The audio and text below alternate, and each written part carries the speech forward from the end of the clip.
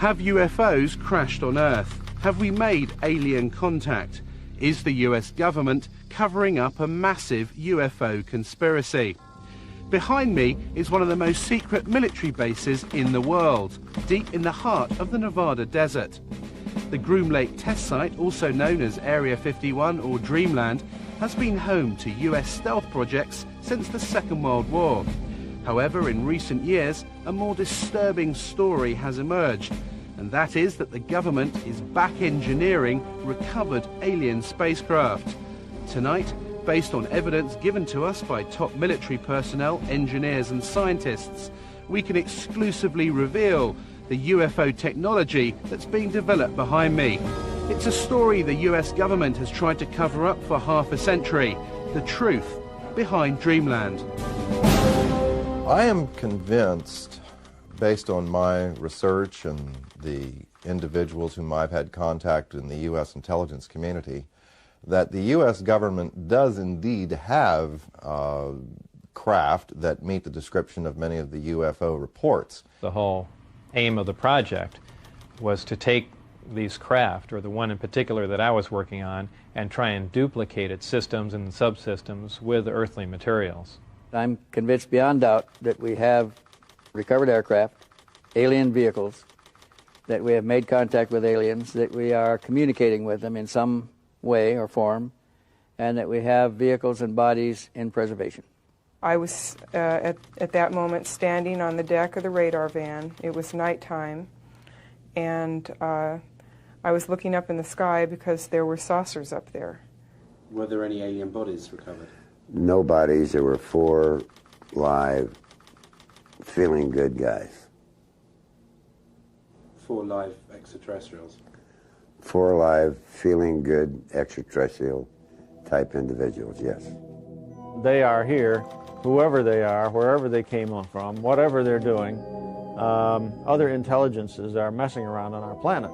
I think that too many people's butts are on the line with this, that they lied to us too long, that a lot of people have stolen legitimate national security money to keep this cover-up going, that they have perpetuated disinformation schemes on the American public, probably on the British public. The Air Force knows that there was a crash saucer, there were alien bodies recovered, that there have been aircraft that have gone up to chase UFOs and have not come back.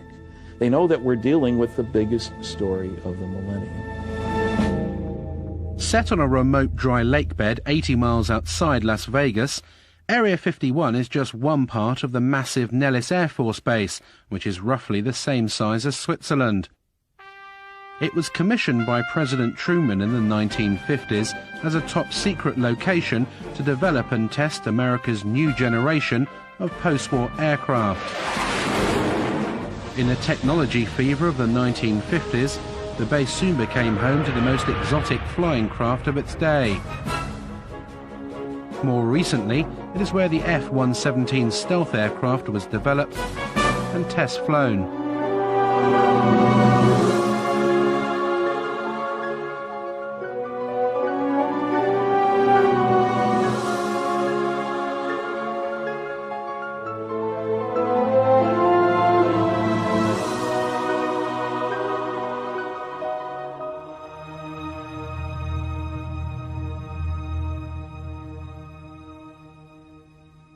This is an area that has been known but officially denied for many decades.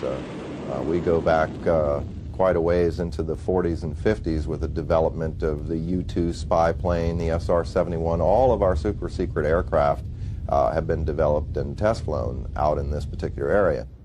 The A-12, from its inception through its retirement, was operated out of only 2 locations.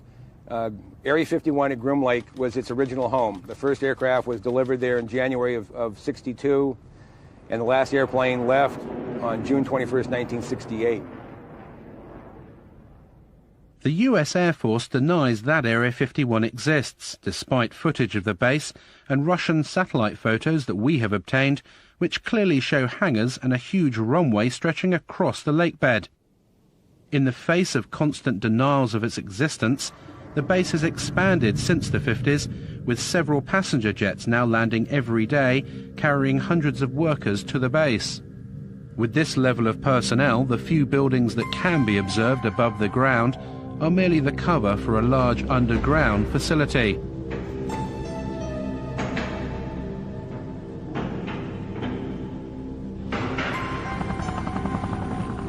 Security at the base is unprecedented and secrecy is paramount. Since the late 50s, the military has sequestered hundreds of thousands of acres of land that adjoin the base. The exclusion zone around Area 51 now stretches to 26 miles. The secret status of the base is very, very well preserved. And even if people are talking about the operation of the U-2s back in the 1950s, 40 years ago, they're still not allowed to identify the base by name or by location. All they can say is it is a remote facility. This place is an old anachronism from the Cold War. This is a place that harkens back to the old days, and because the military is continuing to treat it as a top-secret facility that doesn't exist, it attracts attention. Naturally, everyone wants to know what goes on here. There is no question that the facility is there, that the government has said very little in the past about it, that it has the right to test things like the U-2, like the SR-71, like the stealth aircraft. People forget the stealth aircraft, over $10 million spent on developing it, and more than a decade before its existence was even announced. That's what you do out at Groom Lake. Now, the real question, I suppose, is, are there any flying saucers out there? We took to the skies to see the base for ourselves. Flying at an altitude of 10,000 feet, we edged to within 1 mile of the restricted zone. Having made contact with the tower, we soon found out how seriously Area 51 guards its airspace. 69 from you, remain on the 4375, good off right, take you back up in a few miles. We're just curious, is there any activity today out at the Groom Lake area? Any activity where, sir? Out at the Groom Lake area. Lake Mead 69, I don't have any of that information available. Dude, control on guard. When working Reveille Mola squawk altitude, acknowledge with an IDID. The Nellis approach controller now is just getting a little concerned that we're getting close now. We've just been buzzed by 2 F-16 fighters. They passed our bow at about 800 to 1,000 miles an hour. These guys aren't messing around. They don't want us to be here. In fact, there's another one just gone by the bow there. They're either trying to get us out of the area quickly or force us to land. And there goes another one. Well, that was really close, right off the right side. I'd say that was within a mile and a half. Well, you can see him, boy. That was amazing. And they have TCAS on board, so they definitely had radar contact with us. That was really close. In 1989, one man blew the lid off Dreamland. His name was Bob Lazar, and he claimed to have worked at the Groom Lake site, back engineering recovered alien spacecraft. The base is against the side of a mountain, or small mountain, big hill. There are 9 hangar doors, and the hangar doors are not just shiny metal out in the desert. They are painted or sprayed with a sand texture to them, and from what I can ascertain, to prevent satellites from photographing the installation, so they look like the mountain range. It was pretty effective from what I could see. On the first occasion when I drove out there, all the hangar doors were closed, but at close range you could tell that they were doors and they would open. We drove around the left side of the installation, and there was the main entrance in there, and went through some gates and a security check and went inside, and it seemed like a typical government building.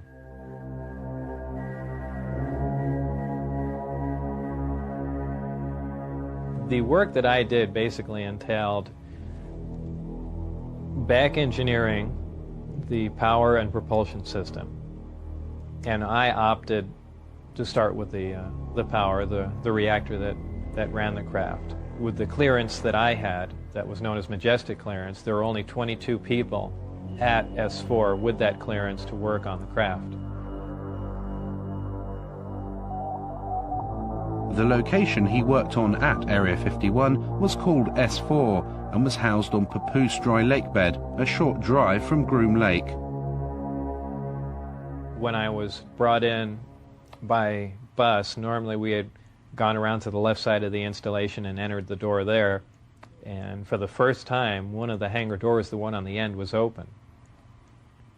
The bus drove up and we stopped there, and clear as day in the hangar, taking up almost all the hangar, was the disc. Looked like something right out of a science fiction movie. And we stopped, got out, and for the first time I was let in through that door. And as I walked in there, I thought, well, this is the new advanced aircraft we've been working on, and this is why people keep seeing flying saucers, because it's ours, and we've just been testing it, probably for all these years. And when I walked alongside it, I ran my hand on it. I say it's metal because it was cold, so I just assume it was some sort of metal. And in fact, by the hatch that was taken off, there was an opening there, and it had a little backwards American flag stuck on it. So I was positive it was something we had manufactured. I was allowed in the craft on one occasion to see the placement of these systems in case it was important to their operation. So I was, of course, escorted in the craft, and it was obviously made to be piloted by something smaller than the average human being, very cramped in there. There was a sub-level where a little collapsing floor member opened, and I could stick my head and upper torso down underneath with a flashlight to see how the gravity amplifiers hung upside down. Looked around the placement of the 3 seats, about 1/3 to 1/4 the size of a normal human seat.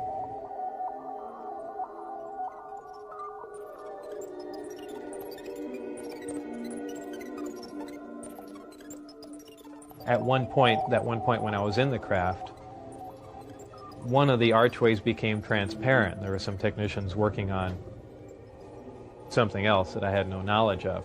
So, and also something began to scroll up on the screen. So it might have been possible that the skin of the craft, whether under, electrical influence or something else, could at times become either transparent to look outside, or be used as some sort of video screen.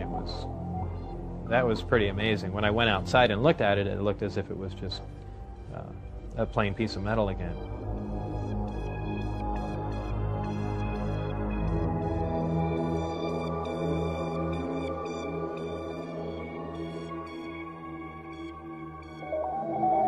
A lot of people say, boy, it must have been exciting to go in there, and I always say it wasn't.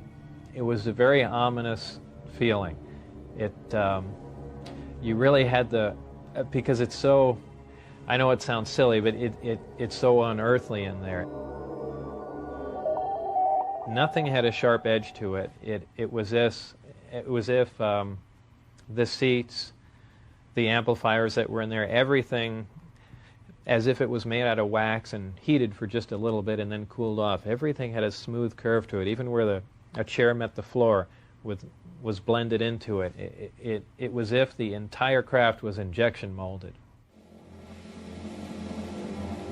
No one, let alone Bob Lazar, have been able to verify any of his academic or professional credentials. In 1990, he was convicted of pandering and declared bankrupt. In court, he simply described his occupation as a self-employed photo processor. Is Lazar a fraud? Did he work at S4? Or was he set up by the military to release certain information about the base? The notion that he would make a great patsy and he's the perfect scientist to work on such a project is interesting science fiction. In the first place, we have no reason to say he's a scientist. No diplomas, no papers, no memberships, nothing. In the second place, I worked on security for 14 years. People take security far more seriously than that. One of the strange statements he's made, there are only 22 people working on this thing. Well, you get more than that working on devising a new mousetrap for the government anyway. That makes no sense. And, it has all the trimmings, his story, of a Walter Mitty story. Somebody in his imagination was, stronger, brighter, faster than anybody else. I did a variety of research relative to Bob Lazar. I actually met him. I obtained a copy of his, what they call a W-2 form, which is one of the IRS documents associated with pay. His particular form indicated that he worked for the U.S. Department of Naval Intelligence. My investigation of this document and the claims that Bob Lazar made followed a very strict path of sound research. I contacted the U.S. Department of Naval Intelligence and indeed verified that they were likely responsible for presenting that W-2. I investigated the issue with the Internal Revenue Service.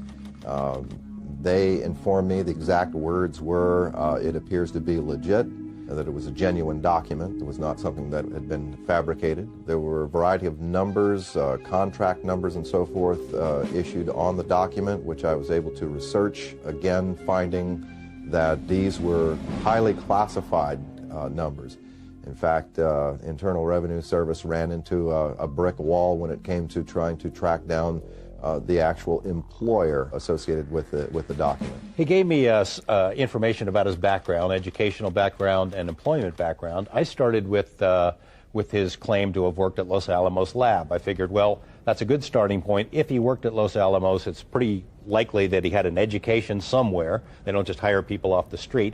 And if he worked at Los Alamos, especially on classified projects, it's at least reasonable to assume he could have been hired somewhere else in Nevada to work on similar projects. We went to Los Alamos and got nothing even close to cooperation. They wouldn't respond to our phone calls. They say, we have no information on Bob Lazar. There's nothing in the files. I said, are you sure now? No, nothing in the files. I showed them the phone book entry that Bob had kept that said he was there. I showed him the newspaper article that showed that he was there. Are you certain that you don't have a Bob Lazar? Well, maybe we had a Bob Lazar. Here's an ID number, but he didn't work for us. He worked for someone else. Basically, Los Alamos Lab tried to thwart me at every step. Were completely uncooperative in trying to get information about Bob, and I found that to be the case at every step of the way in trying to verify his background. I'm the one that couldn't find any records or anything. I mean, I'm the one that brought that up, because I was the first one to run into that. Initially, I couldn't get a hold of my birth certificate either, and that was one of the things that concerned me, is they might be trying to make me essentially a non-person. I think it's most likely that Bob Lazar was indeed set up to be the conduit for certain information relating to this extraterrestrial project. On one occasion in the desert, Bob Lazar saw a flying disc being tested. I was brought into the hangar for one of the short duration tests, and the craft was already outside on the lake bed and lifted off silently and was drifted around for a bit and set back down, and that was pretty much of a marvelous sight. It's a huge thing. It's like seeing a house lift off the ground quietly. It's just, you can't imagine the energy involved to do that and not to make any noise at all. There was some audio communication with the craft, and so I can only assume that there were humans on board, and somehow they had managed to squeeze themselves into those little seats or put something in there to sit on, and obviously they knew how to operate whatever controls there was, or fabricate their own, or retrofit it with something. The Apollo space missions of the 1960s stirred America into space fever. But as the country's finest astronauts hurtled skywards in conventional rockets, did the president know of the existence of sources and propulsion systems that were literally out of this world?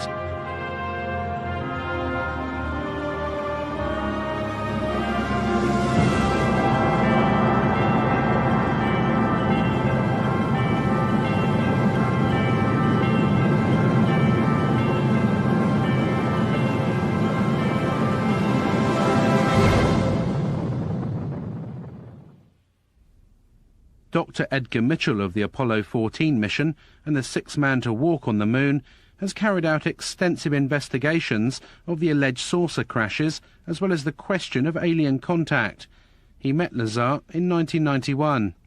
I tend to believe that his basic story is true.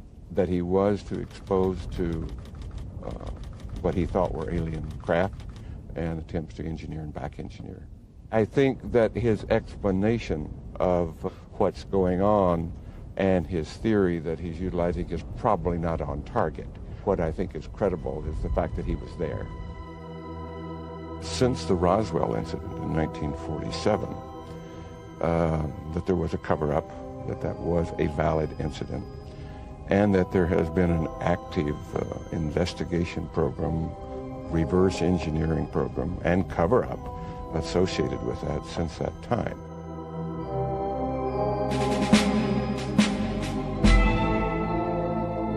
After working at S4 for several months and in clear violation of his top-secret clearance, Bob Lazar decided to tell his closest friend, Gene Huff, about his work at the base. My reaction was to, without pressing him against his will, find out more, get him to tell me anything I could. And it wasn't disbelief. I think I was actually motivated to further read. I started investigating other books on UFOs and other researchers' information to see if anyone knew anything, and needless to say, they didn't know what Bob knew. 1 month later, in March 1989, Bob Lazar went one step further. He decided to take his friends to the desert and show them a flying disc test. I had remembered most of the days and times of testing. So I believe it was 8 or 9 o'clock on a Wednesday night, somewhere in March '89, I believe. We went out with Gene Huff, my ex-wife, and John Lear. Shortly after the flight time that I had recorded, white light came up off the ground and hovered, and then began doing radical step maneuvers and darting from one side of the sky to the other, doing some impossible flight characteristics. But at times the craft had glowed tremendously bright, where we thought, being miles and miles away, we thought there was something wrong and the craft was going to explode, so much so that we all got behind the car. It actually came closer. It came down the mountain range toward us to where we could actually see it was elliptically shaped. It looked like something that... It's strange to explain. It looks like an explosion that starts to explode and stops and doesn't explode and dissipate. That's how bright the light is. Your brain interprets it as an explosion about to happen. On his third visit with his friends to observe the discs at night, Bob Lazar was arrested. He was taken to an unknown location for interrogation and never returned to Area 51. They threatened my wife. They threatened to kill my wife. They said they'd stop at nothing. They said they thought they made that very clear. They couldn't believe that I had taken anyone out there to show them that, much less left with information like the flight test data, and wanted to know what else I had said, who else I had told specifically. Security agents from the OFI, the Office of Federal Investigation, had been witnessed doing random security checks at his house. There was almost no question in anyone's mind, anyone in Bob's immediate life who talked with him on the telephone, that his phone was tapped. I mean, strange things would happen on Bob's phone and really continue to this day. Dennis Mariani, who was my supervisor, called, and all he said was, "Do you have any idea what we're going to do to you now?" And that was the end of the phone call. They were crazy. They really were. They were completely out of control. When you go to work out at those locations, you sign away your constitutional rights. You sign a piece of paper saying that if you violate your security agreement and you discuss programs that you're working on without a trial, without right of appeal, you're going to go to Leavenworth Federal Penitentiary for 20 years. That's a real big incentive to keep your mouth shut. We had an engineer who worked at this TV station who, before he was here, had worked at Area 51 and had seen one of these craft under a tarp. Walked into a place he probably shouldn't have been. I arranged to do an interview with him. He lives in another city, in another state. He agreed reluctantly as long as I would block out his face. Well, we make the arrangements on the phone. The interview is supposed to happen the next day. He gets up, goes to work. There are two men in a car outside of his house talking into a radio. They follow him to work. When he gets out of work, they follow him home. No interview. I mean, it happened again and again and again. Same scenario. It has been very difficult to talk about this. It's almost like every time I relate the story, it gets a little easier. But when I first started talking about it, it was like my mouth didn't even want to form the words, and the sound didn't even want to come out of my throat. So I can only guess from that there was a very strong suggestion given to me not to talk about this, not to remember it, and if I did remember it, not to ever talk about it to anyone. This man is a 71-year-old mechanical engineer who, like Bob Lazar, claims to have worked at Area 51. He started working there in the 1950s on a flying disc simulator built to train US pilots. He said he's been given permission to talk to us about certain specific aspects of his work, but asked us not to reveal his identity. We received the disc from extraterrestrials. This particular one that I had to work on, or did work on, was from the Kingman crash, and that was later on taken to a Nevada test site where, at the time, I didn't know. Were there any alien bodies recovered? No bodies. There were 4 live, feeling good guys. 4 live extraterrestrials? 4 live, feeling good extraterrestrial type individuals, yes. And where were those 4 extraterrestrials taken? Initially, they were taken to New Mexico. And then several months later, they were taken to the Nevada site.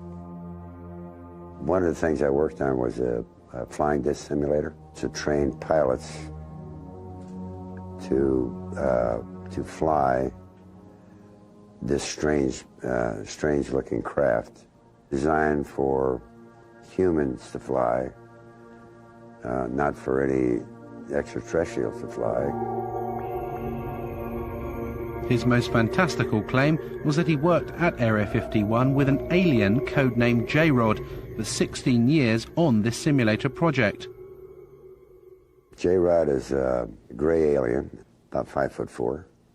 His role was only as a translator, scientific translator. That was all.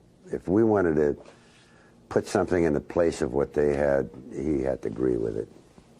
I would have a question, and I would bring it up in my mind, just how I wanted to present it with him, and he'd already know that I had this question, and he would already have the answer for me. And if he responded, it would be in my voice. And you wouldn't even open your lips. It is possible that he and a few thousand others are working on the project, either here or elsewhere. Is this a few thousand other greys? A few thousand other greys like himself. The nearest town to Area 51 is Rachel, population 150, and home to the most famous bar and grill in Nevada, the Little Alien. The local residents have seen their highway truck stop turned into the UFO and ET Center of America. Tourists flock to Rachel to scan the skies in the hope of having a sighting. For all the hype, the sightings of bizarre lights in the sky do continue. Local resident Chuck Clark has had many unexplainable sightings. The most remarkable sighting that I've had in the last 3 years took place 2 years ago, February of '93. I watched a glowing object ascend vertically from the area south of Area 51, where S4 would be located, hang motionless in the air for about 10 minutes and then slowly start to descend. All of this while I thought I was watching a illumination flare that was launched from a mortar tube. I can hear jets in the background. I'll zoom back a little bit.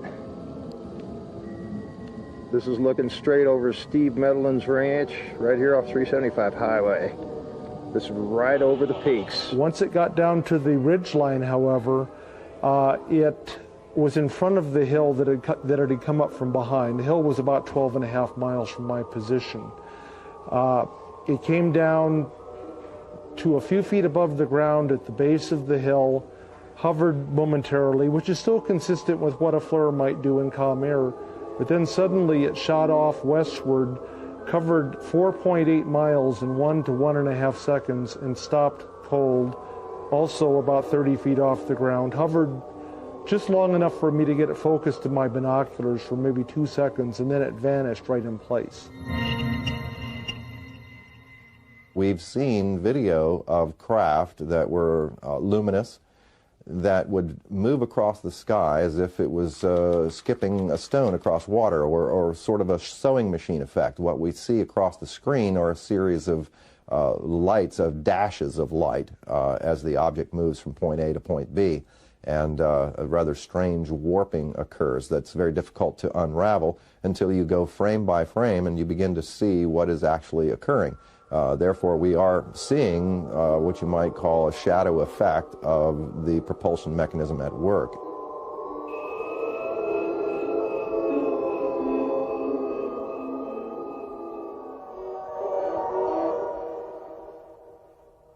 I've spoken to several people who've seen UFOs or disc-shaped craft out there. An attorney who lives here in town who has seen one. He saw one land outside the boundaries of Area 51. I've spoken to a very high-level managerial type who worked for a defense contractor out there for a number of years, from a very respectable, reputable family. His credentials are beyond question, but he doesn't want his name or face used, and he has seen them many times. There were a variety of craft that were all essentially generically sort of canister-shaped. I guess you would say they were predominantly disc-shaped or rounded, like one of those Chinese lanterns or something or other. They appear to be colorful. At least they were multicolored in addition to the lights that seemed to be able to take on the light of the background. They could camouflage themselves somewhat in the sky by absorbing the blue light from the sky and the clouds.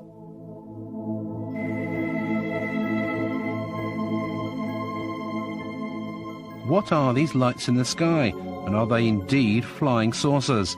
We asked US Navy physicist and UFO expert Dr. Bruce Maccabee to examine the footage. Basically what you see are lighted objects doing things way off in the distance. You don't really see any structured craft. Some of the video material, a very small amount that I've seen, seems to show lights doing strange things like hovering and then moving suddenly to another location, maybe, and moving slowly and jumping around a little bit. I've concluded that they aren't ours. That means they belong to somebody else, and they're not made here on Earth, basically, so they must be coming from the outside. How they get here, who, in quotes, they belong to, I don't know. Extraterrestrials is a reasonable proposal. All the arguments that have been put forth that it couldn't be people from another star system in the galaxy or whatever because they can't get here from there, those arguments are not physically correct, because we could get there given enough time and money and desire to do it. However, it's clear that these other intelligences, whatever they are far beyond us in terms of technologies.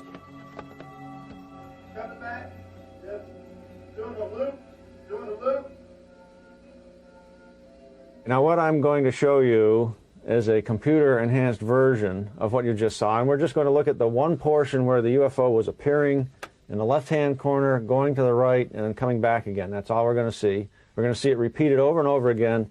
This part of the frame has been chopped out of the full frame. So I'll just let it run, and it goes back and forth, repeating. And if we stop it, and here's the shadow, and here's the UFO. So basically we have a triangle with one side and two angles that we know. The net result is I can calculate the UFO position in three-dimensional space. Right. Turns out to be about 7,000 feet away from the camera. So having analysed it, what we seem to have here, Bruce, is a genuine UFO. Yes, there is an object out there 7,000 feet away. It wasn't one of ours. It's about 30 feet in size. A genuine UFO.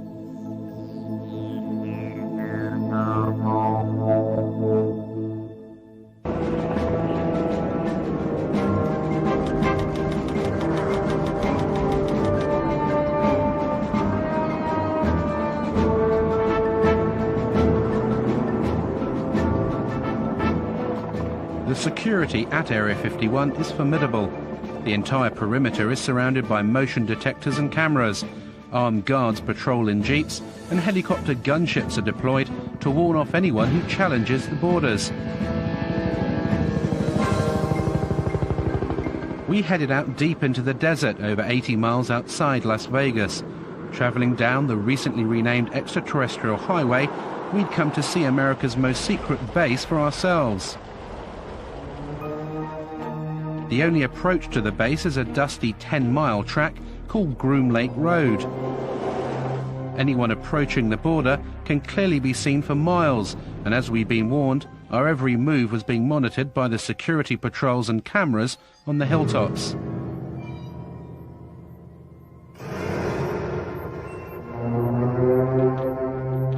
This is as far as you can come to go to the Groom Lake base. It actually says on these signs that use of deadly force is authorised. There are security patrols all over these hills. They've been watching us for the best part of the last hour. There are motion sensors, security cameras, and if I did walk over this line, I would be immediately arrested, taken to the guardhouse and interrogated for anything up to a week. As soon as you step over the line, past this sign, you lose all rights.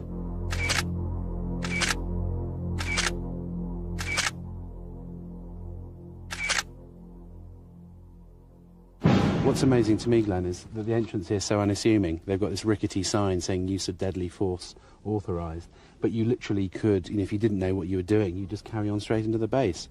That's the idea. You don't encounter any people here. If you went into the guardhouse that's there about a quarter mile in, you'd be arrested immediately because you've already passed those signs. They don't want to answer any questions, so they don't put any people in vulnerable positions. And as you come off the highway up there, the extraterrestrial highway, there's no sign saying Groom Lake. There's nothing, is there?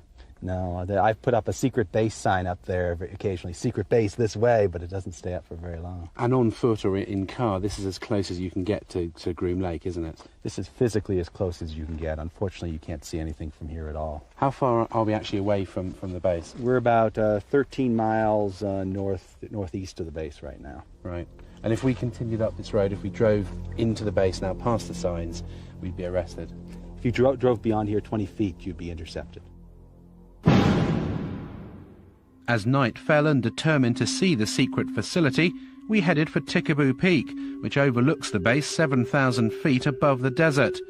At our base camp, I talked to Glenn Campbell, who founded the Area 51 Research Centre in Rachel and who produces the Groom Lake Desert Rat newsletter. He gave up a successful career in computers to devote his life to uncovering the truths of Dreamland. This is a large facility as big as the state of Connecticut. It's got lots of unknown, unexplored areas that you could store anything you want. Area 51 is only the best-known secret base of a vast complex. They could house a lot of different things we don't know about. But there is actually no fencing, is there? Yet they know when you cross that line. It's simply marked by orange posts every few hundred feet. It's easy to wander across this line, but as soon as you do, they're going to detect you and they'll be right on you. This is a very harsh military border. It's not a place for tourists. Military has never said there are no UFOs. It's never directly denied any of the Area 51 stories. It would have been so simple when these claims came out, these Papoose Lake claims, for the military to simply say, look, we have nothing there. They could take a few reporters to this area and show them, nothing there. The military hasn't done it. The military has stonewalled. It has remained silent. And that's the most damning thing that they can do. At 3 a.m. we started our final ascent of Tikaboo. We needed to reach the summit before daybreak in order to see the base lit up for its nighttime test flights. Even at night, the roar of the jet shattered the silence of the desert.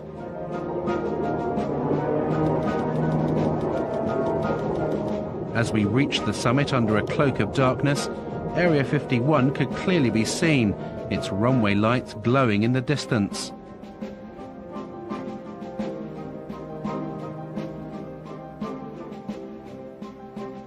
After trekking for several hours, we finally set up camp here, some 7,000 feet up. And since the crack of dawn, we've been watching non-existent flights, ferrying non-existent personnel to this non-existent base. Tikaboo Peak is the last safe vantage point where you can clearly see Dreamland. But how long before this too is claimed by the military?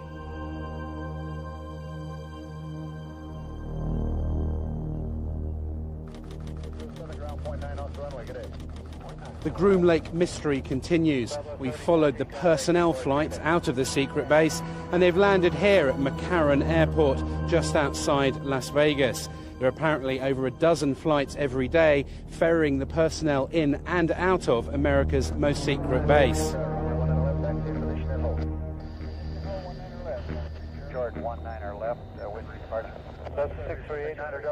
I was called at a random time. The operator would say, "Mr. Lazar, it's now 4:15 a.m. We expect you to be at McCarran Airport at 4:45. Your plane will be leaving at such and such time." I'd drive there, check in, board the plane, and the plane would fly out to Groom Lake.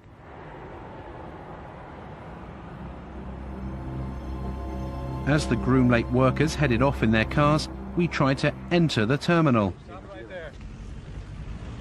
Who could you point me to at the base who could give me some information? Okay, what I want to tell you right now, you're trespassing on private property. Sorry, we thought that was the point. You're trespassing on private property. You're inside our gate. And I'm going to advise you right now to leave the premises immediately. Okay? Is this government? You're to do that immediately. This is private property. You're trespassing. Leave the premises. As soon as I get to getting you information. Is it government property or is it just private? No comment. You're trespassing. Okay. Who are you trying to hit, bud? Is there anyone you can point us to give us any details of that? As we were ejected from the airport, yet another Janet flight left for Groom Lake. Reporting 737, wind calm, runway 19 left, Liberty Golf. Let's take that 19 left, early left turn. Roger, early left turn to 150, cruise field south of sunset. 31. Janet 3, position, Janet 605, cross runway 25 right, kind of ground point 1 on the other side, good day. Our investigations have revealed that a private company is working with the US military at Area 51. We believe this is the company, EG&G Special Projects. It's worked for the last 50 years on top secret and sensitive projects with the US government, and it's said to control the Janet flights that take the workers to the base, as well as all the security and technical support for the back engineering of alien spacecraft. I did not work for EG&G directly. I was just interviewed in one of their facilities at McCarran Airport. A short time later, I was called back in for this new job at S4, and they had explained to me that it dealt with some sort of field propulsion system, and I was just under the assumption that this is an advanced type of aircraft that's being worked on, and I was excited about the position. You have to leave the private property. Okay. So they actually cut your camera off and please leave. Does it have any connection with the Groom Lake base? I'm asking you to leave the property. Does this company have any connection with the flights that leave McCarran?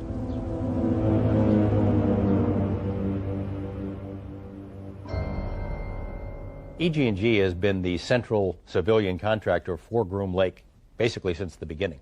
They're the people who military folks come and go, other contractors come and go. EG&G has had the contract since the very beginning. So if anyone were to know what's going on out there, it'd be EG&G. They're not talking. We phoned EG&G to clarify what their role is at the base, but they would only confirm that the company is working on several classified Department of Defense contracts at various remote locations in Nevada. They would not comment on the exact nature of the work, but did state that it was connected with EMP, electromagnetic propulsion.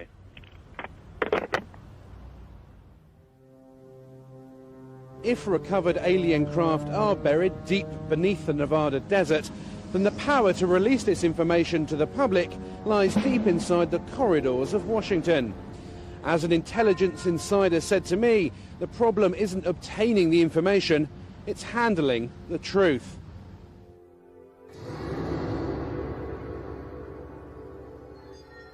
Are these alien craft above Groom Lake, or are they man-made? Have the US military developed the technology to build flying discs? There's a great deal of legitimacy to this UFO phenomenon, to the issue of alien intelligence. This is something that's not at all new to the US military. There's programs that they're working on today that are 50 years ahead of anything that you and I can even conceive of.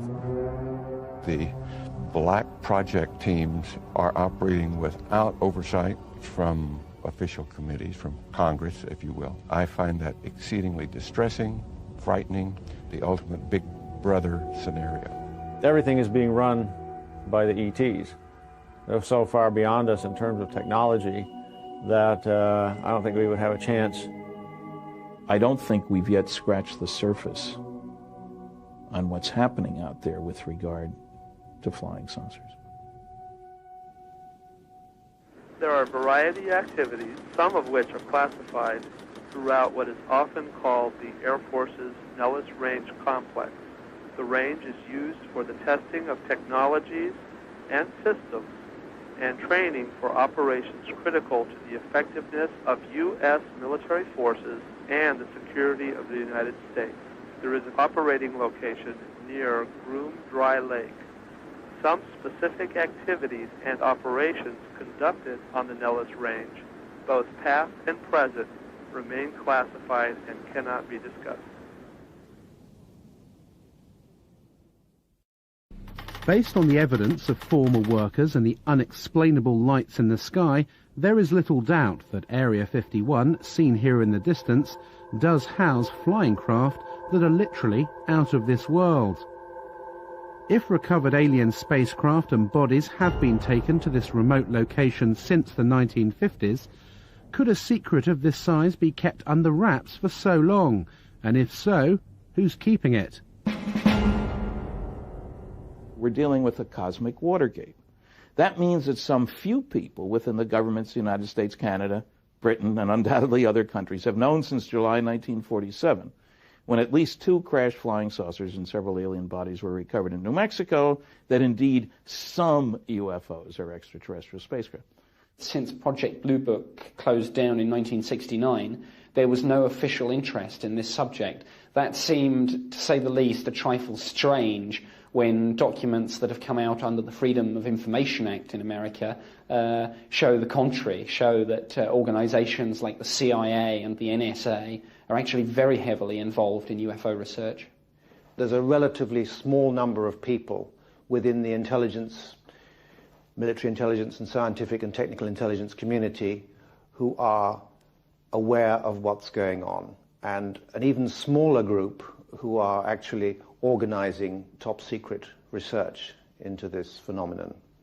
Whenever we'd have a crash, the staff people would tell the public information officer, use story number 38 in the book, and he would release details according to a standard release procedure for that kind of a story. And they never told the truth because that was always classified information. The government is fighting tooth and nail. It will not reveal any kind of information about that base, and as a result, workers, people who helped win the Cold War, who dedicated their lives to these secret programs, who kept their mouths shut for all these years, are dying because of exposure to toxic materials that the government refuses to acknowledge exist out there, because they refuse to acknowledge the base itself. If it is already explained, there's nothing exciting, why can't people talk about it? Presenting Cosmic Journey. One of the most revealing glimpses of just what the Pentagon knew about the existence of crash saucers and alien contact came in 1989 with the development of a top-secret project codenamed Cosmic Journey. Cosmic Journey is a new experience in live entertainment, a new concept and a new dimension. This is something that no one should miss, and I guarantee you that millions and millions of people throughout the world will remember this for the rest of their life. Its aim was to display to the public, by way of a travelling exhibition, the crashed craft and preserved alien bodies that the government had in its possession. The Pentagon enlisted the help of Bob Exler, a NASA mission specialist in robotics, who was also a respected UFO researcher. At a series of meetings in Washington in 1989, military officials set out their plans to Exler. They were devising a variety of kiosks to show the history of the UFO sightings, UFOs associated with the space program, and of course aliens associated commonly with the abduction phenomena. I was shown photographic rendition that involved an actual, what appeared to be some form of an alien creature, typical to the gray aliens that have been referred to popularly in the publications and the press. The creature was encased in sort of a glass coffin-like structure that was being preserved. There was a lot of apparatus, tanks and so forth, probably some form of a cryogenic tank to preserve the body from decay. As part of his indoctrination program, Exler was flown out to an offshore NORAD tracking facility. Traveling in unmarked black helicopters, they headed out 20 miles off the coast of Florida, landing on what looked like an oil rig. As we got into this facility, we descended to an area that I would describe as sort of a mezzanine area looking out over a control room. This was obviously a NORAD tracking facility. There was a huge screen. It represented an area of the southeast quadrant of the United States. Then there were a series of lights that were floating along sort of like the top of this grid area. There were 5 of them in all. Were labeled, by the way, on the screen as ASCs, and I heard someone make reference to alternative spacecraft. The craft went down into this grid, into this vortex area, and then dispersed. And no one seemed to be concerned at all. Presenting Cosmic Journey, an experiential entertainment concept of Kenneth Feld Productions. I've not since been contacted by anyone associated with the Cosmic Journey. There have been, since the publication of the book revealing the project itself, there have been a number of plausible denials by members associated with the project, and of course categorical denials on anything related to the more intrinsic alien issues. The only official UFO investigation that the United States will admit to was Project Blue Book. It was set up by President Truman in 1952 after a rash of UFO sightings over sensitive military areas. Was it a genuine attempt to investigate UFOs, or just a smokescreen to keep an increasingly anxious Congress and public at bay? The public was told everything's under control. Sign, grudge. Blue Book, that is the organization that's doing the UFO thing. We have access to the finest scientists. And there was a whole bunch of malarkey that went along with that. It was set up as a public information office to answer the questions on the UFO phenomena for the public. And their case information, their files, were sent down from upstairs, from where my office was, where my desk was. Usually cases that could be explained away, and those were used as sample cases in dealing with the public. Anything classified above confidential stayed upstairs and even went higher and never came into the purview of Blue Book at all. I don't think it was a genuine investigation in that the really sensitive reports were filtered out by a more important group than Project Blue Book. We have obtained copies of Project Blue Book documents. There are literally hundreds of reports of UFO sightings and eyewitness accounts from both civilians and military personnel, many that were unexplainable. Project Blue Book is still some 40 years later the most important body of evidence admitted by the US authorities that we have made contact with extraterrestrials. The investigation was closed down suddenly in 1969. No reason was given. Blue Book was the cover organization. That's the one you heard about. That's the only one ever mentioned. And as recently as last year, an Air Force letter to a senator said Blue Book was it, and when we closed it, we got out of the business. In reality, all these other groups concerned with monitoring the skies were continuing to look at militarily important cases. A light in the sky means nothing. But if one goes buzzing down the runway at a Strategic Air Command base where nuclear weapons are stored, which has happened, and we've got some records on that, that's of concern. We can say that the recent sightings are in no way connected with any secret development by any agency of the United States.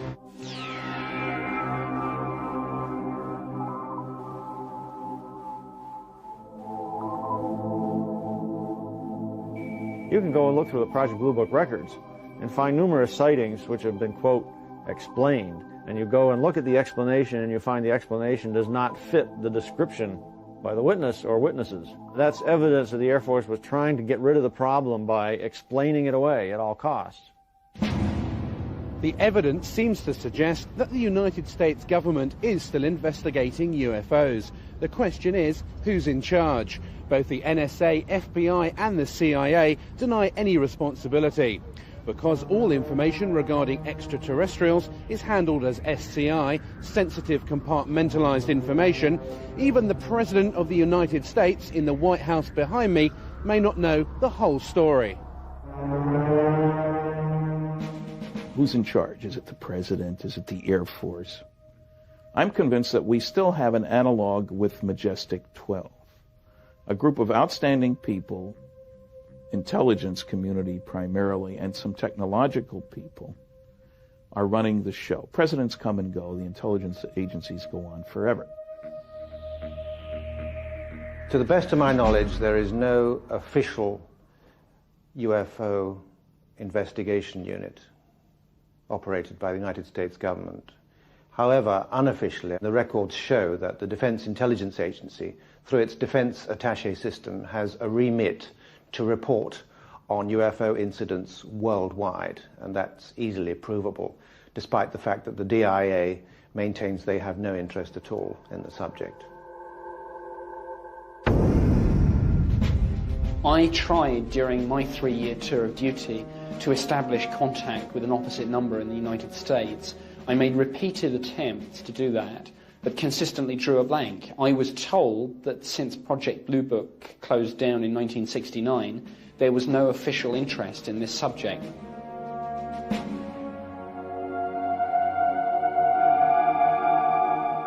I didn't work for the U.S. government. I worked for a satellite government of this country. As far as the Senate concerned, I think there was only one left, and that was Bob Dole. And as far as the presidents are concerned, the only presidents that I feel that I met at the facilities back in the 50s and 60s were Nixon and Bush. We contacted former President George Bush to ask him what he knew about the existence of recovered alien craft and the developments out at Area 51. We received a fax response. Unfortunately, we are not able to provide answers to the questions that you send. President Bush's policy of long standing is not to comment on or engage in speculation about alleged classified programs of any kind. A close confidant of George Bush and a man well acquainted with Area 51 was Admiral Bob Inman. His credentials are impeccable. He was director of both Naval Intelligence and the National Security Agency, as well as deputy director of the Defense Intelligence Agency and the CIA. In a telephone conversation with Bob Exler in 1989, he referred to recovered vehicles becoming available for research. Do you anticipate that any of the recovered vehicles would ever become available for technological research outside of the military circles? Again, I honestly don't know. 10 years ago, the answer would have been no. Yeah. Whether as time has evolved, they're beginning to become more open on it, is a possibility. He knew from an official standpoint that these vehicles, these objects existed, that they were in U.S. military custody, and that there were scientific projects associated with those. I believe it is the first revelation by anyone in a high enough level capacity within the U.S. government, especially within the intelligence community, to, in effect, acknowledge that we are indeed involved, that UFOs are real, that they were developed by non-human intelligence, and that somehow or another we have acquired possession of that technology. Inman does not say much. There is no reference, there's no mention of UFOs, spacecraft, anything like that. The conversation centers on recovered vehicles, technology, and so forth. But Admiral Inman was aware of the subject matter, and we know from his executive assistant, Tom King, that there was to be no public discussion of these matters, the matters that had been discussed between Exler and Inman, because of national secrecy laws. We ask that you not quote him or use his name in any manner without his prior approval.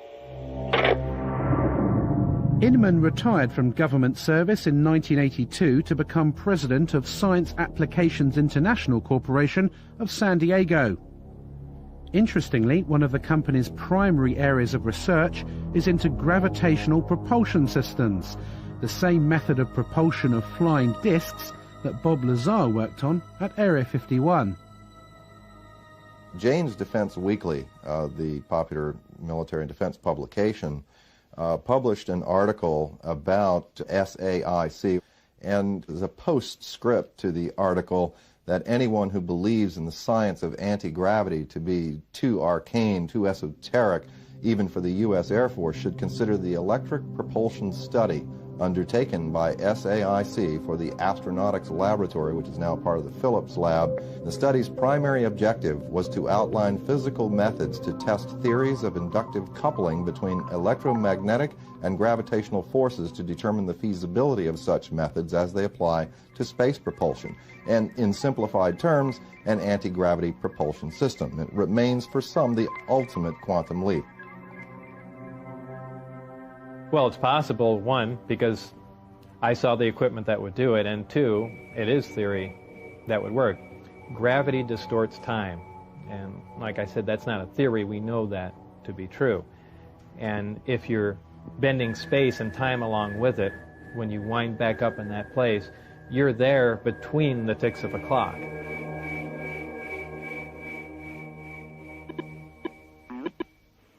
We called Admiral Inman to find out what he knows about Area 51 and why his company is developing this gravity propulsion system. Let me get right to the point that you're after. Yep. I had occasion in several different jobs to ask the question, was there any credible evidence? When I was the vice director at the Defense Intelligence Agency, the National Security Agency, the Central Intelligence Agency, I inquired at each of the three places at different times, do you have any credible evidence that would support the existence of UFO or, aliens? Yep. And the answer was always no. Janes wrote an article in which it mentioned Science Applications International, and it referred to some of the development it was working on as the ultimate quantum leap, exotic, shall we say, gravity propulsion systems. What exactly are those, and what are they used for flying craft? I'm pausing because I want to make sure I don't overstate the case. Right. We're on a little sensitive ground here. There have been, over the years, I thought some of the early allegations of activity out in Nevada 15 years ago could well have been reflection of the prototype testing of some of the stealth vehicles. Some are clearly scientific phenomena. Some of it, again, will be something as simple as weather balloons that break loose, that get lost and go drifting. But there probably is some of it that is directly related to testing of late 20th century, early 21st century military technology related partly to reconnaissance in some cases and others to, attack aircraft.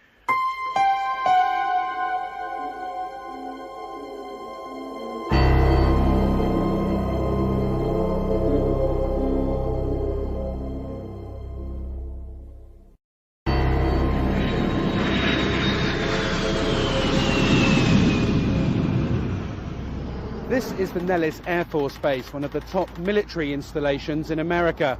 It's split into 4 main areas. The Tonopah and Nevada test sites, where America's top-secret nuclear tests take place, as well as the Nellis bombing range, where the latest jets and bombers are put through their paces.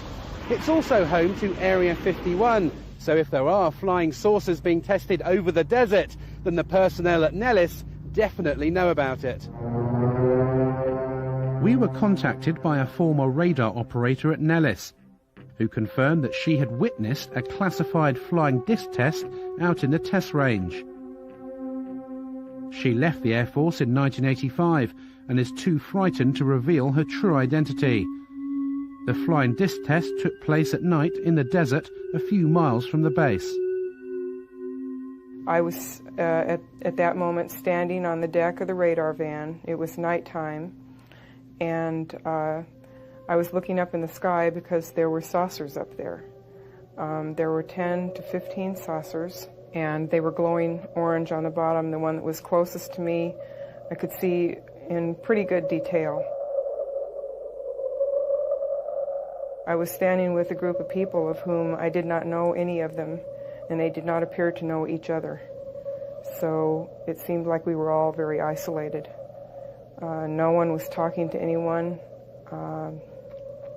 It was very frightening, because what I was seeing was definitely something that was very highly classified, and there was a couple of people talking inside the radar van who I assumed were officers, but no one was wearing any rank insignia and no one was wearing any name tags.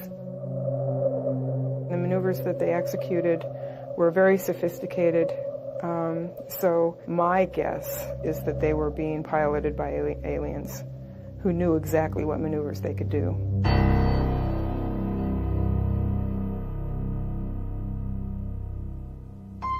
As part of the test, she was taken to what she believes was Area 51. We were taken to a medical facility that was very sophisticated. Someone came and took me into an examining room, and they had me lay down on a stainless steel table. And someone came in through the door, walked around the table up beside the right side of my head, saying in a real deadpan, monotone voice, "Stay calm. Stay calm, stay calm." When he got up by the side of my head, he had a hypodermic needle hidden in his hand. He brought it up, and it went straight into the right side of my neck, and whatever chemical it was went straight to the brain. It has taken her over 10 years to come forward with this information. It has been very difficult to talk about this. It's almost like every time I relate the story, it gets a little easier, but when I first started talking about it, it was like my mouth didn't even want to form the words, and the sound didn't even want to come out of my throat. So I can only guess from that there was a very strong suggestion given to me not to talk about this, not to remember it, and if I did remember it, not to ever talk about it to anyone.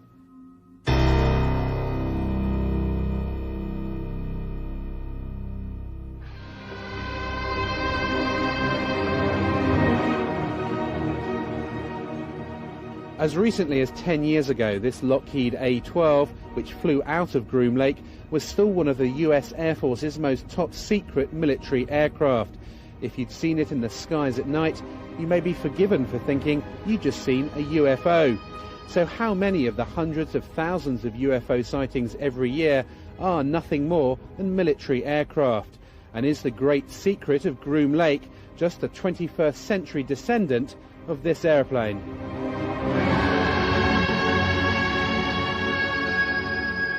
The original test pilot was Lou Schock.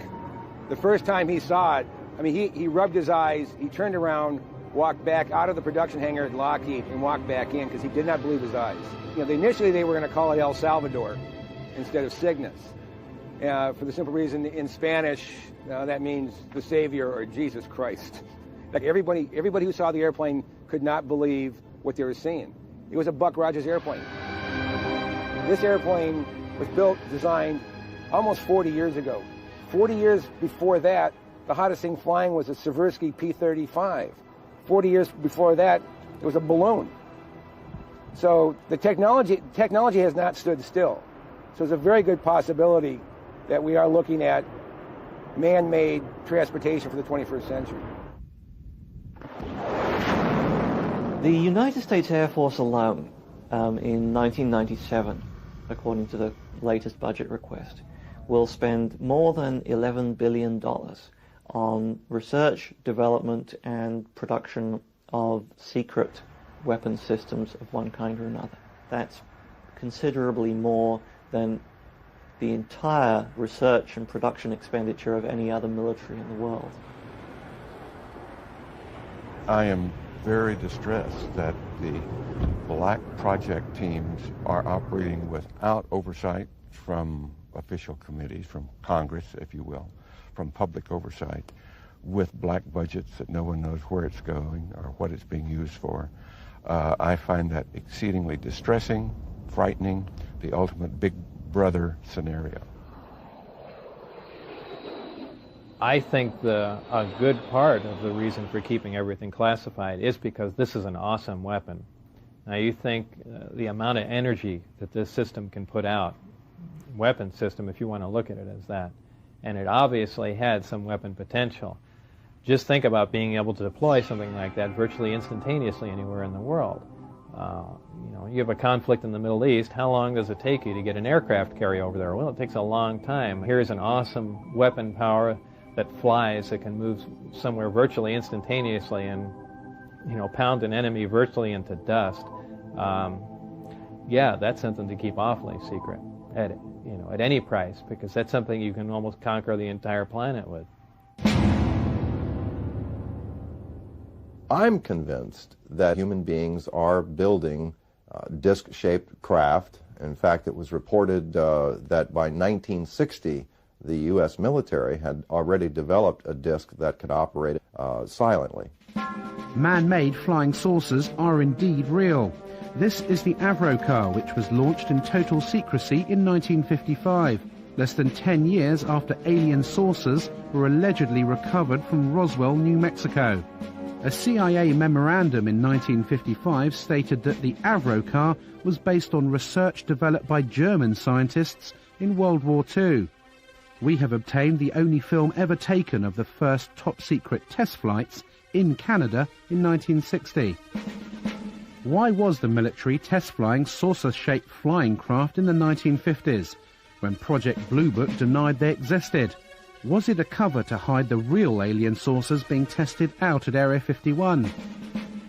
Like Project Blue Book, the Avrocar was scrapped suddenly in the late 60s after millions of dollars were spent. No reason was given. More recently, the Lockheed Skunk Works in Palmdale, California, unveiled Project Dark Star, an unmanned aerial reconnaissance vehicle. Seen in hangars or in the skies, it is a UFO. I think it's time that you get a look at the newest star in the world of airborne reconnaissance. Ladies and gentlemen, I present Dark Star.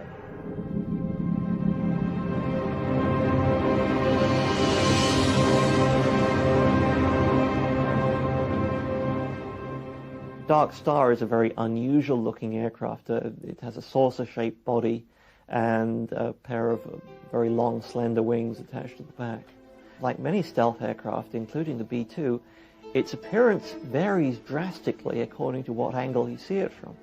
If, for example, you see the aircraft kind of edgeways on, you might well think that this was something totally foreign, totally unlike any conventional aircraft, and certainly much more like what people have described as flying saucers.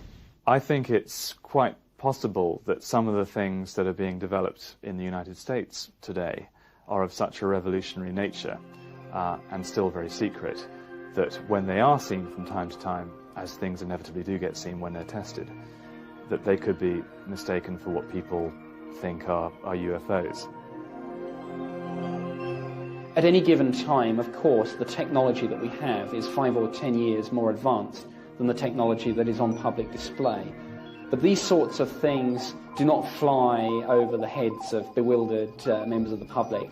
They fly exclusively in very clearly defined ranges and danger areas, so the sorts of things that are being reported as UFOs will not be ours.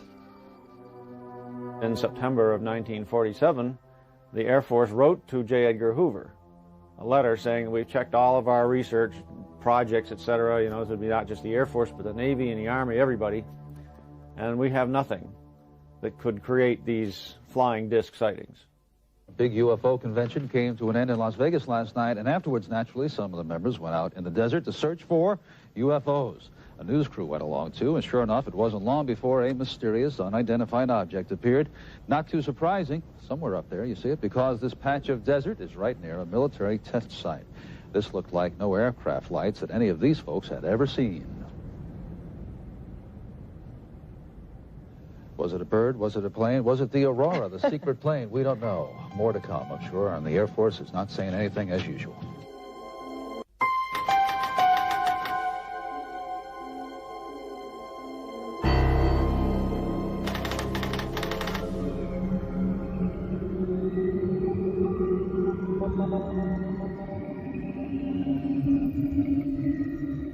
If UFOs are man-made craft, how do you explain the tens of thousands of cases of reported alien abductions every year?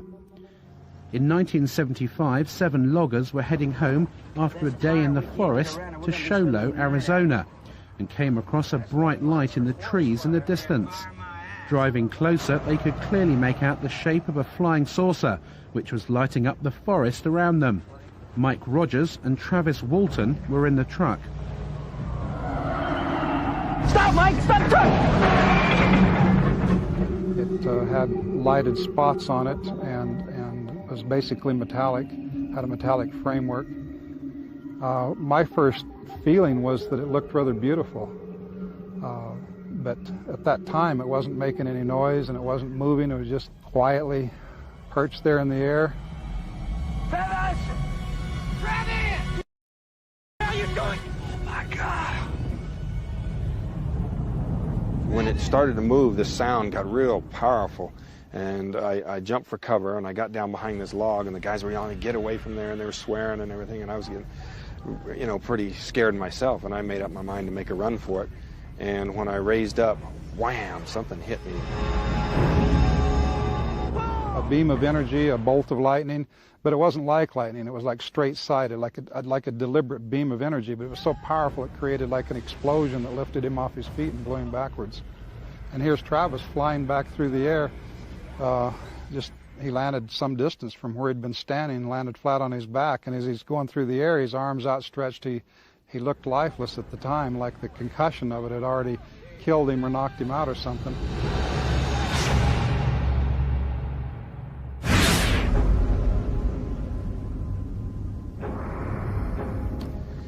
Well, I could hear the sounds of movement around me, and I had trouble focusing my eyes at first. I saw there was a light above me, and the ceiling was very close. I could feel I was laying on top of some hard raised surface.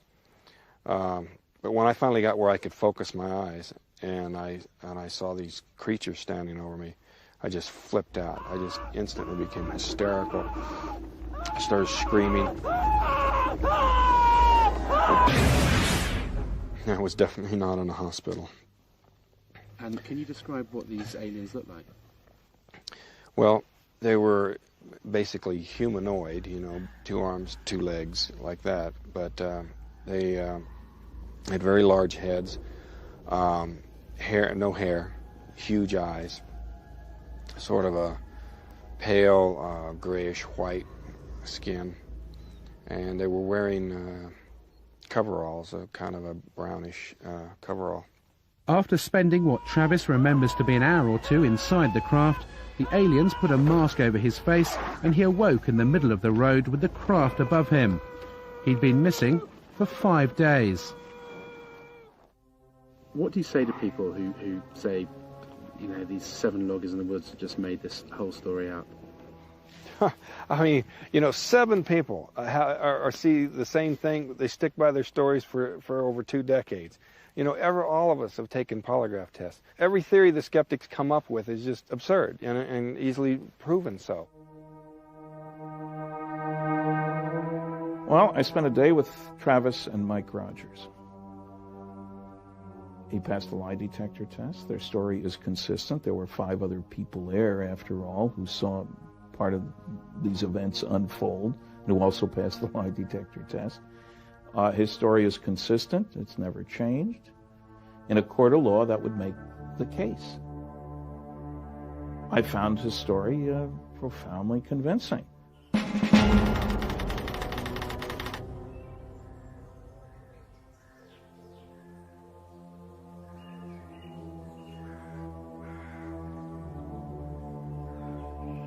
This is the Saratov Air Base, 200 miles outside Moscow. Behind these barbed wire fences is the Russian equivalent to Area 51. If you thought only the US government had flying disc technology, then you'd be wrong. The Russians have been working on a secret project codenamed Taryelka since the Second World War. Security here is unprecedented, and this perimeter fence is as close as we've been able to get to the base. We did secure some footage of the flying disc in the hangar. The codename for the project is Ekip, and it has been designed for humans to fly.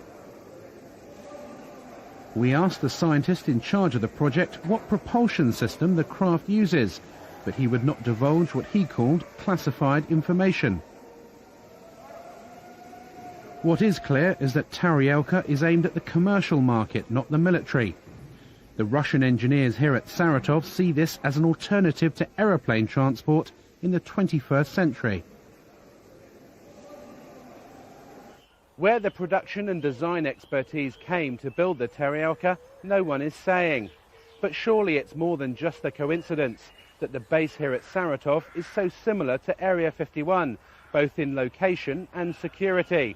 And as in the US, the Taryelka project was started in the 1940s, just after the alleged saucer crash in Roswell, New Mexico. I'm pretty sure that the Russians have those craft. We were told directly by a leading Russian scientist who had hands-on worked on these things, that both the United States and the USSR had acquired information from captured Nazi scientists and had built craft like these. They knew that we had them. We knew that they had them. The story I got from the Russians before is that these same scientists who felt that there was an alien connection, Stalin himself, I was told, believed in this alien connection, that these things came from somewhere else. Now, I think because of the political changes and the political uncertainties in that country, even these scientists are backing off from that position. Well, we're not quite sure if these are alien anymore. They're not certain that the Kremlin needs any kind of a UFO expose right now. The Taryelka will be on display at trade shows around the world in a few years' time, sold off to the highest bidder. The fact that mankind may be transported in flying discs in the early part of the 21st century is a startling transition from science fiction into science fact.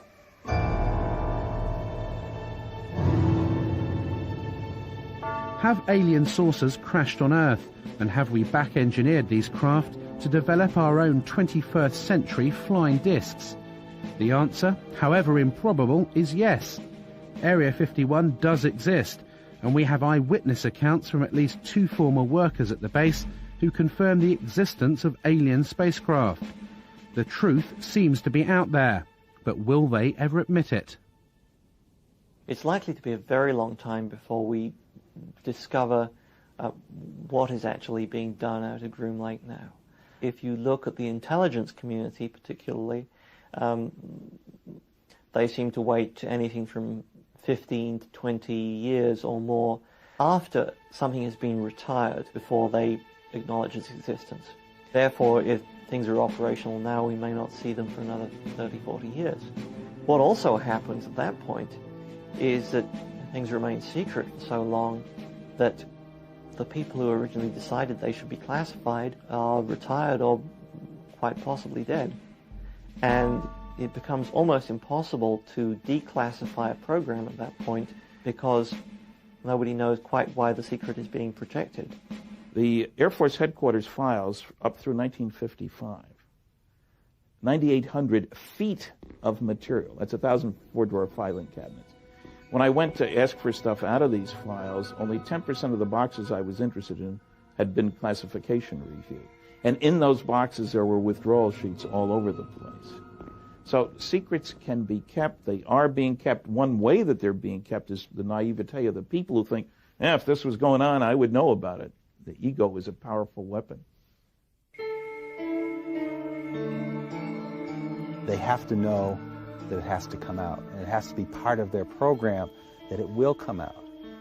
We just don't know what the agenda, what the time frame is. I think it's very reasonable, let's say if contact were made in the 1950s, I think it's very reasonable of the government to say, let's keep it secret for 40 or 50 or 60 years so we can study it, so we can reproduce the craft, so we can understand what it is we're dealing with and release it to society slowly.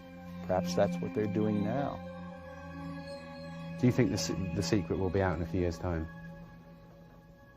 I'm saying because I've got permission, I'll turn my papers over to you in 2002.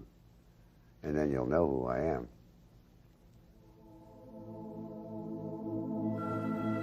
It's my impression that eventually there will be a weight of evidence so massive that society will admit that they are here, and at which point the government will have to admit that they've known a lot more than they've said all along. And this isn't just the U.S. government, this is virtually every government in the world.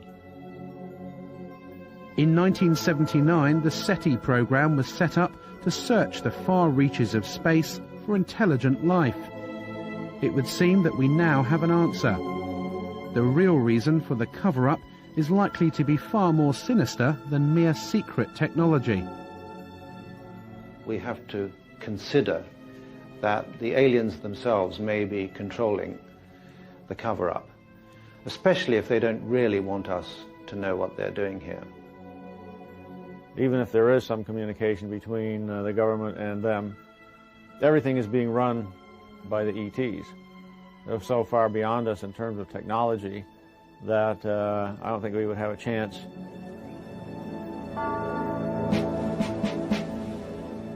They, the officials in charge of this information, are going to look rather impotent were it known that there are extraterrestrials invading our airspace against whom we have inadequate defense.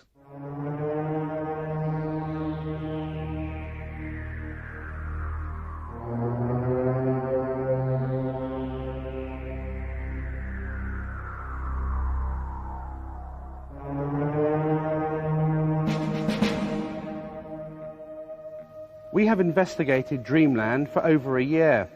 Whilst we didn't see any flying discs or alien bodies, we did see lights in the sky which could not have been aeroplanes, military or otherwise. We have proved beyond a shadow of a doubt that Area 51 and a large underground base out at Groom Lake does exist. We've seen the workers fly in and out of the facility and talked to alleged former workers at Area 51 about their back engineering of recovered alien spacecraft. We've seen actual footage of man-made flying discs, both American and Russian. And there are warehouses across America housing files like these, full of UFO reports and alien abductions. Is this body of evidence just a figment of someone's imagination? I think not. As we move closer to millennium, mankind will have to face up to the startling reality that we may not be alone, and that a select group of US government officials have known about this for some time. I occasionally think how quickly our differences worldwide would vanish if we were facing an alien threat from outside this world. And yet I ask you, is not an alien force already among us?